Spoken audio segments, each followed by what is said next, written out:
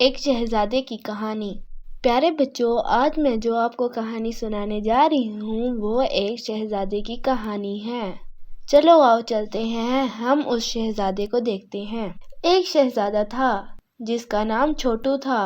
اس کی ماں اسے پیدا کرتے ہی مر گئی تھی اور اس کے والد اسے 5 سال کی عمر میں چھوڑ کر اس دنیا سے چلے گئے تھے۔ چھوٹو اب اس دنیا میں اکیلا تھا اور اس کے وزیر اس سے گدی کھینچنا چاہتے تھے۔ وہ جب 14 سال کا ہوا تو اسے گدی پہ بٹھا دیا گیا۔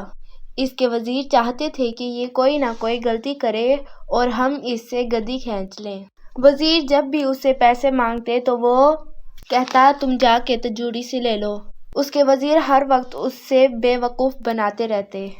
ایک دن وہ بہت پریشان ہوتا ہے اور سوچ رہا ہوتا ہے کہ میں اس گدی کو کیسے سنبھالوں اور لوگوں کی کیسے مدد کر سکوں۔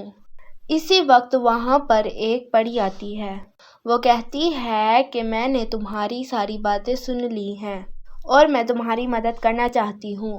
وہ چھڑی ہلاتی ہے تو وہاں پر ایک خوبصورت سا سوٹ آ جاتا ہے۔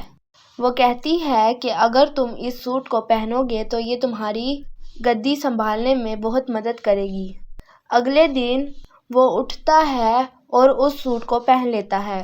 کچھ دیر بعد وہاں پر وزیر آتے ہیں تو اس سے کہتے ہیں کہ ہمیں لوگوں کی مدد کرنے کے لیے پیسے چاہیے۔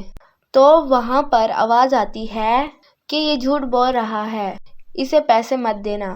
چھوٹو وزیروں سے پوچھتا ہے کہ کیا تمہیں کوئی آواز آئی؟